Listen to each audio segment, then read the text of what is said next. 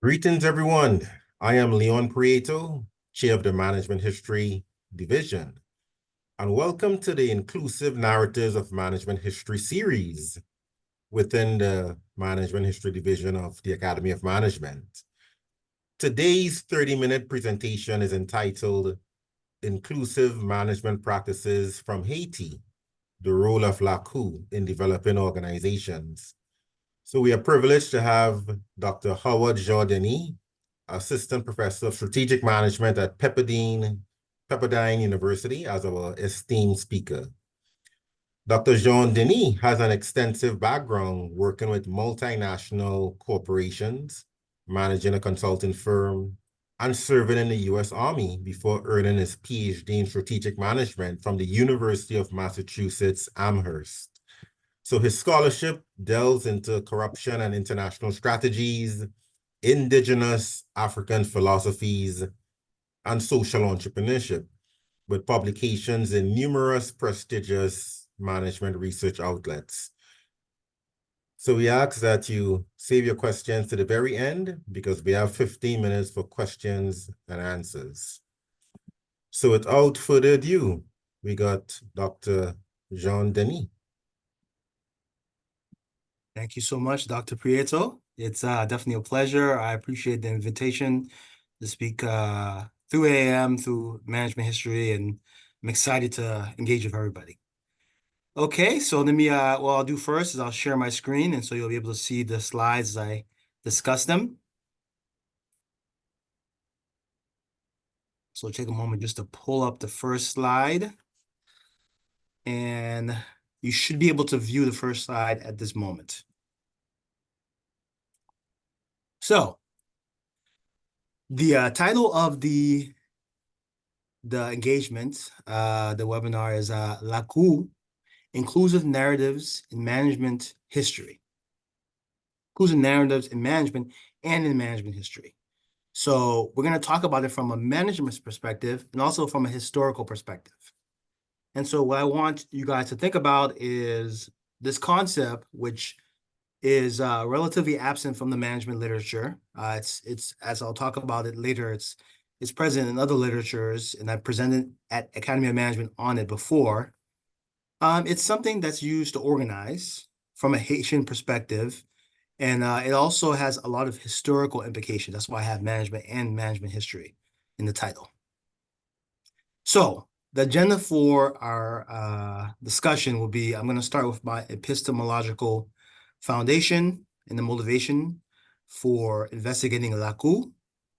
After that, I'm going to take a little time to look at the historical implications of this term. For those who are not familiar with it, I'll define it. I'll talk about different manifestations, some visualizations of it. And then after that, I'm going to engage in some of the literature review and talk about not only the work I've begun to do in this space, but also some of the published work that can really inform our discussion.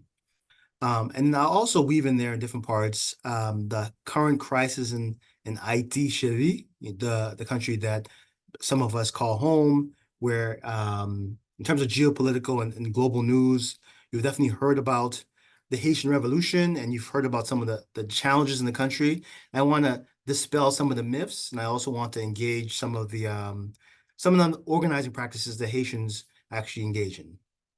So let me begin with ontological, epistemological framing. So, Haïtien même si Haïtien, I'm 100% Haitian. And so some of the words on that slide are in Creole. Some of them are in English. So most of this presentation will be in English, but there'll be some Creole sprinkled in there. So that first bullet point says, Professeur nan stratégie et entrepreneuriat.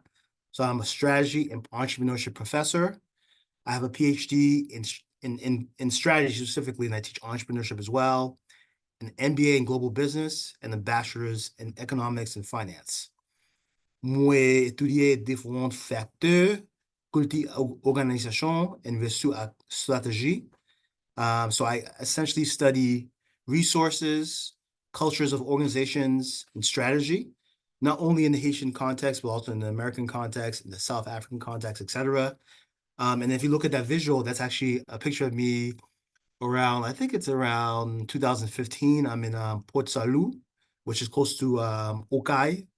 My father's side of my family is from Okai, which is a coastal part of Haiti, and my mom is from the capital, from Pétionville. So let's engage with a motivation for this topic. Once again, in this particular slide, you see some Creole and some English. Most of it's in English. And so the first part says, Na même Lakou nou ye, Lakou sa demande, faut nous respecter, which translates from Creole to English to mean, we are all part of the same Lakou. This Lakou demands something from us. We must respect it. And so that's a kind of a proverb, kind of a theme that you're going to hear throughout my discussion. That's a specific quote from the Boukman Experience, which is a group in Haiti.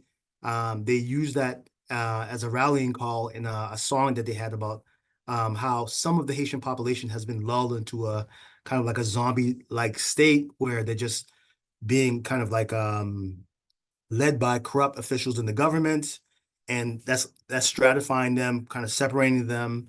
And the call was basically saying we're all part of the same background, the same Lakou, which I'm going to define later on. And so we're not different. We should not be fighting. We should come together to solve the problems of Haiti. So with that said, the goal of this part of my research is to posit, to introduce theoretically into the literature, the Lakou perspective as a novel framework.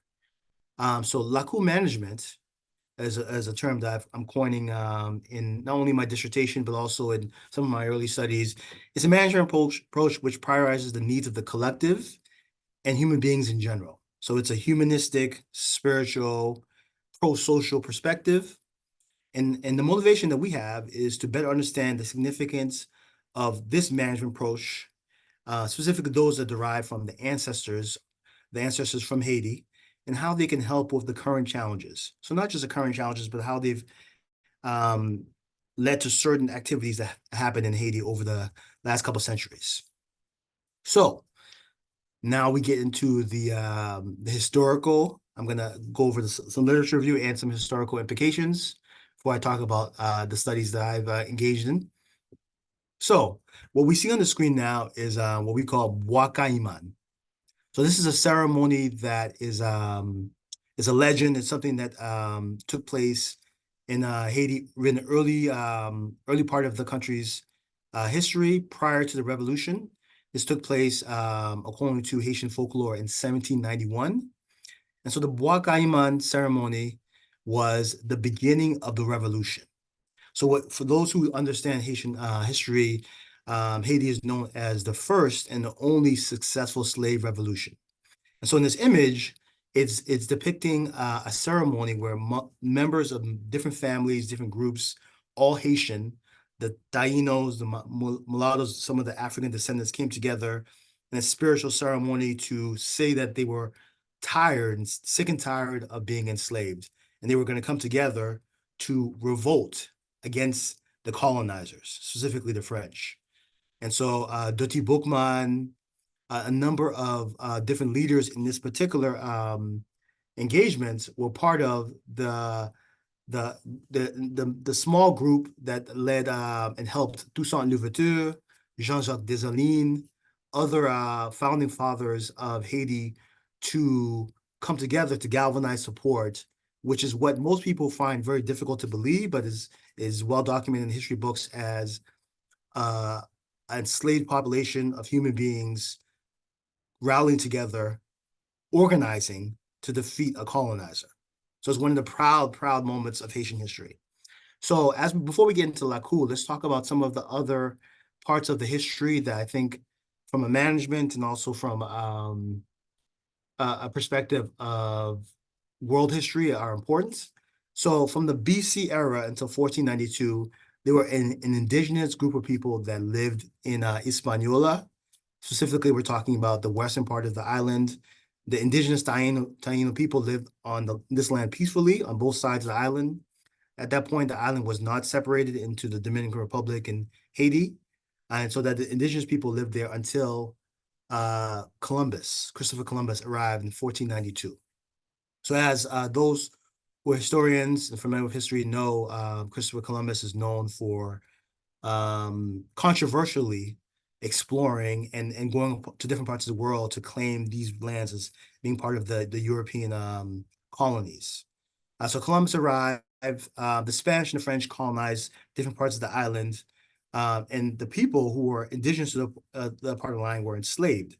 So unfortunately for them, the colonizers were very brutal. The island, which was formerly known as Hispaniola, was considered to be one of, if not the richest colony in the world, because of the precious natural resources on that part of piece of land. It was ravaged. There was a number of plantations that were where the enslaved people were brutally murdered and tortured and raped. And so the people who called themselves Haitian in 1791, as I mentioned in the last slide, came together, and the Haitian Revolution started in 1791 and culminated in 1804, which concluded with an independent state. And so, in the conclusion, after that, and that's where we get to 1825, there was some level of challenges in terms of fighting over power with different parts of the country. So President Boyer was president around the 1825 timeframe, and the French were still upset and not trying to allow Haiti to be a free part of the world. And so there were a number of political groups around the world, including the United States, that politically isolated Haiti, right? And so for President Boyer, the French actually literally sent troops on boats to Haiti to put the Haitian country under duress unless they signed an indemnity. And the indemnity that Boyer unfortunately had signed at that moment under duress was, in today's dollar, $15 billion. So this indemnity that is very, very important to talk about in terms of the impact it had, because it acted as an economic burden for the Haitian people in terms of it's something that they had to pay, the state had to pay, which devastated their ability to govern naturally like other countries. Moving into the 19th century, 1915 to 1937, the United States decided to invade Haiti to protect its interests. So they began the invasion in 1915. Invasion and the occupation lasted from 1915 to 1937. After 1927, they left the country. A couple of decades later, another significant point. So I'm jumping over a couple of points, but I'm trying to contextualize some of the things that have happened over the history. In 1954 to 1986, there was two consecutive presidents, father and son, Papa Doc and Baby Doc, what we most call the Duvalier regime. And so this was a very brutal dictatorship where the father and the son were known for ruling with an iron fist.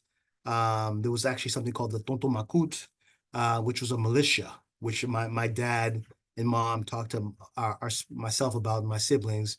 As we made our way to the United States, and specifically to Boston, the Duvalier regime was responsible for brain drain, where a lot of Haitians left the country because of the brutal dictatorship that lasted several decades.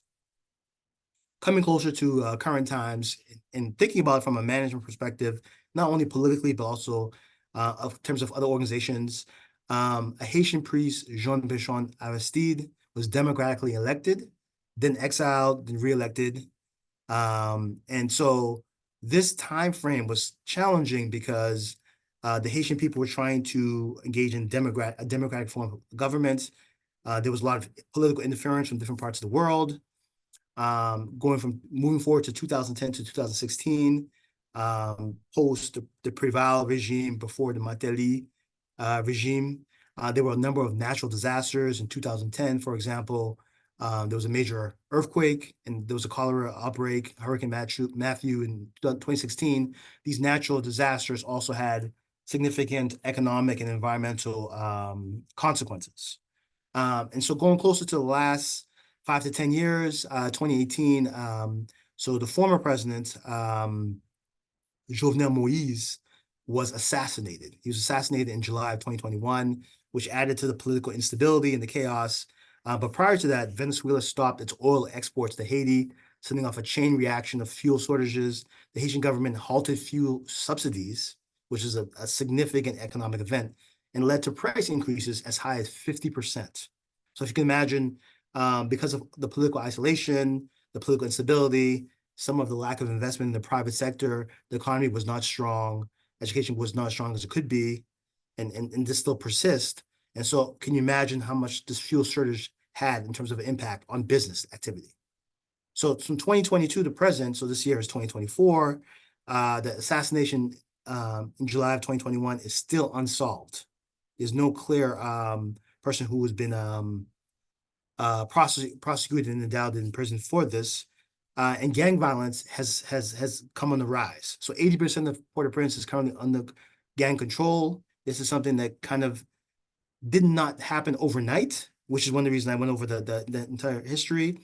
It's a lot of historians and scholars and Haitians will argue that some of the events happened through the political isolation, through the lack of investment, through a lot of the NGOs that came to Haiti to help, some to help and some to steal, and received a lot of the humanitarian aid.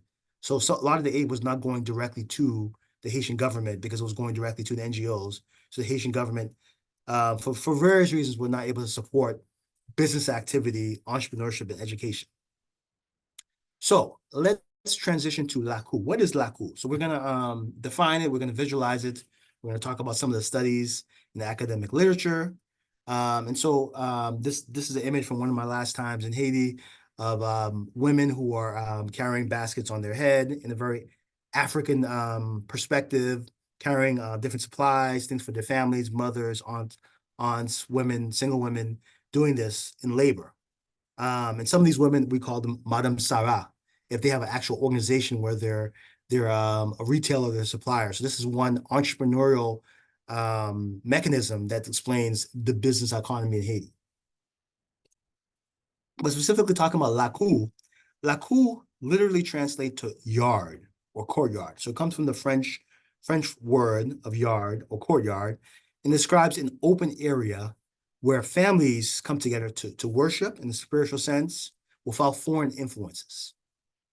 Lakou has been utilized and has been studied, investigated in multiple disciplines, so it's interdisciplinary in nature, so in education and sociology, geography, and economic studies. So Dubois, Desir, Merleus.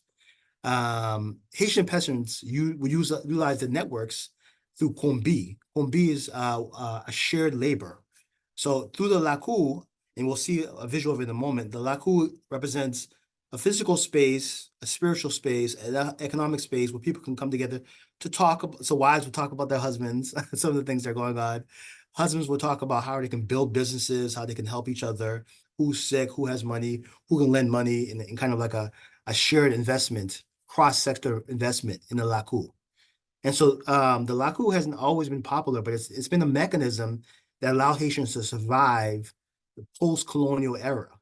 So to prevent the France from coming back, the Americans from coming back, or other powers to come back, the Lakous were spread out around the country to develop initiatives.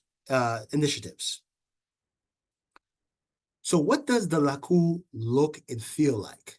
So we're going to see an image of it in just a moment. And what are the implications of these spaces? So what we're theorizing is that the Lakou can act as a shared space, a third space, a space where individuals who have familial bonds, who are in the same family, or non-familial bonds, those who are not actually related, but are coming together to support each other, can build organizations. So those are the implications. We feel like there's a lot of organizational implications, which in my academic dissertation in 2021, I talk about these type of things. The Lakou model originates from the Haitian plantation heritage by surviving families and extended families. So think of Lakou as an extended family system where you could be born into a Lakou, or you can form a Lakou with friends or partners, etc. And so the Lakou was a rallying cry to prevent slavery from coming back, of a foreign power from ruling. So if we look at this visualization of a Lakou space, this is a kind of a visual, if you haven't seen it before. So the Lakou is a space between the houses. So if you look at the place in the middle of this image where the trees are at, there's a body of water, there's what's called a potomitan. So sometimes there's a center pillar where voodoo ceremonies can take place. Sometimes there's a place where people can kind of cross-cultivate different crops. They can talk about their problems. They can farm the land. They can share resources. And on the peripheral are different families, different houses where people live. And so the Lakou is not only where you live, it can also be where you work. So the Lakou represents, it's much more than the physical space, as I mentioned a couple of times. The Lakou presence in terms of Haitians working together to resolve and build things has been used with a lot of successful organizations over time and also into modern day. So thinking about the Lakou indigenous philosophy and other indigenous philosophies, this is a table that comes directly from my dissertation and also in some of the other research we have under review at different journals. So if you look at Jugad from India, Jugad is an indigenous philosophy of frugality and flexibility designed to overcome constraints. So Jugad has some similarity, but it's more about flexibility and frugality. Ubuntu is the South African. Ubuntu has different manifestations in different parts of Africa. Harambe, Ujamaa, for example. But from the South African manifestation, Ubuntu is indigenous philosophy of humanity. I am because we are.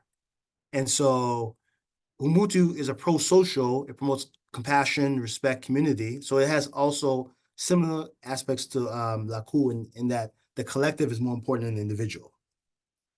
Transitioning to Guangxi, the Chinese special relationship philosophy between people on a family, helper, or business basis. So Guangxi is more informal. It's more relational. And so Lakou is also relational. It's definitely not the same thing in terms of way to evoke only relationships, because there's a spiritual aspect to Lakou that is not necessarily central to Guangxi. And then so finally with Lakou, as I been mentioning, Desir, Merilu, Bokom, and myself have also talked about the impact of Lakou on the Haitian state and some of the organizations that are in the different parts of the diaspora. So Lakou practices are still held today throughout the Haitian diaspora in places like Montreal, New York, Miami, Paris, by Haitian people. So coming to the United States, a lot of Haitians, and into France, into Canada, different parts of the world, different parts of the Caribbean, Haitians come together with similar manifestations of the Haitian community. Dubois in 2012 described the Lakou as an egalitarian system without a state.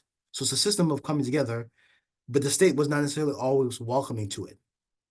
And finally, Lakou encapsulates the spiritual and socioeconomic space within the Haitian setting. So Desir specifically, the Haitian scholar has talked about Lakou in an education perspective in terms of Haitian immigrants coming together to achieve educational goals. So this visualizes and demonstrates some of the seminal research in the Lakou literature. We also hope to posit and contribute some papers in the coming years, like the A01 piece I presented on in 2022. So I talked about some of these already. So I'll just talk a little bit more about the first one. The Lakou system can be a framework for addressing societal issues such as sexism. There was a study that explored women involvement in the economy through Lakou in farming. And so in that study and other studies, there was an emphasis on how women are a big part of the Haitian culture.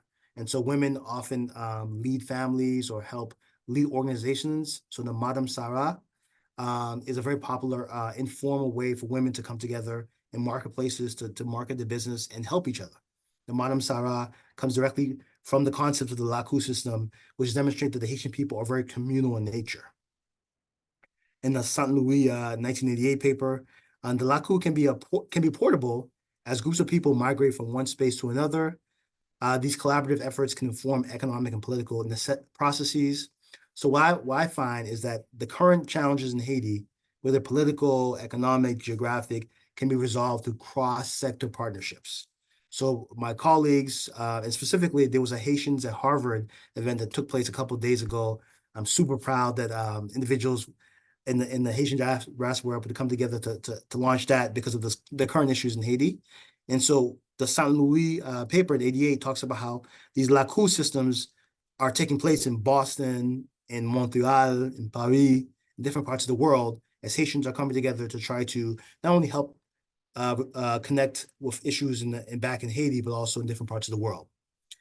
This is a theoretical framework that I created that it's still under review and talks about how different ways that Lakou can help in organizations, employees, and just regular human beings to connect spiritually to each other and to their higher power, can share resources across organizations, across families, and address external issues like corruption and other challenges that might be in the place in their particular external environments.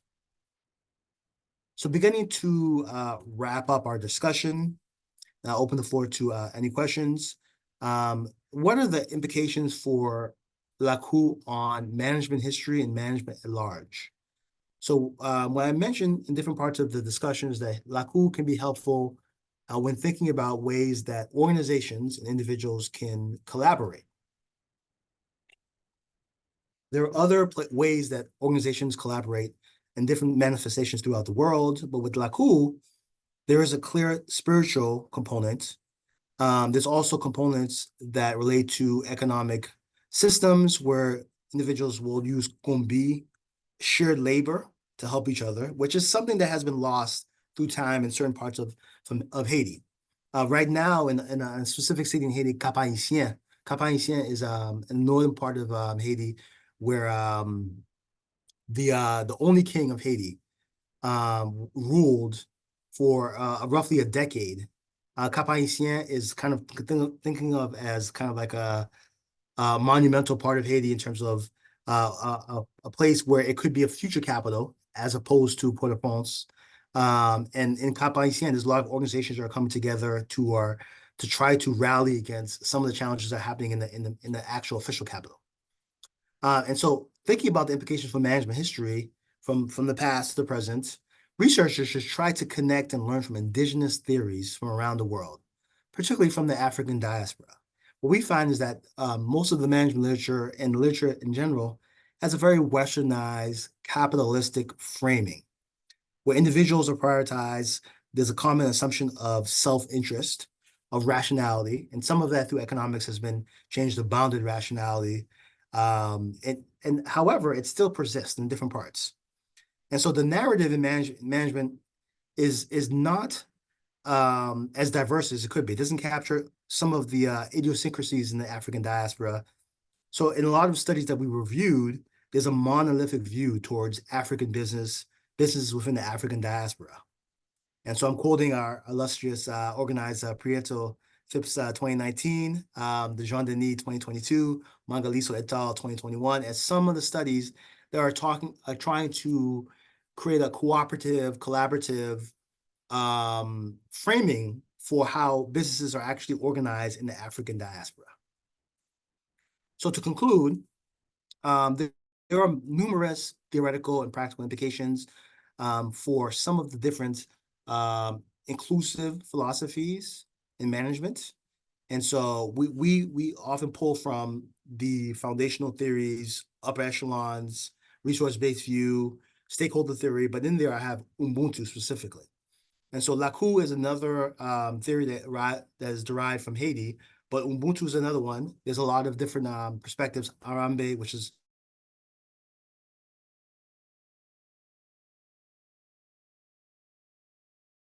these theories that have a lot to say about how social order, how economic order is proceeding in these countries. And there's a lot to be learned externally and that can be generalized different parts of the world. And finally, in terms of practical implications, more policy making is needed to create and fund ecosystems, business spaces, which can act as pillars that can help educational systems. So in some of these countries where education is not a priority, it's most likely because there's not as much tax revenue, not as much private sector investment in the institutions that could help fund public education in private entities. And so prioritizing empowering these different philosophies which speak to these type of people, the indigenous people who derive from Africa, could be helpful for understanding and helping them to organize better. So this concludes my discussion. I will open the floor now to any questions you guys may have at this moment. Well, Dr. Jean-Denis, I would like to thank you so much for this illuminating presentation. So I was really looking forward to hear your thoughts on Lakou, and well, as you know, I'm a big fan of all the cooperative approaches to management that brings a different perspective. So we thank you for spending Thank time you. with us and sharing this information with our members within the Management History Division, and by extension, the entire Academy of Management. Thank you. Thank you so much. I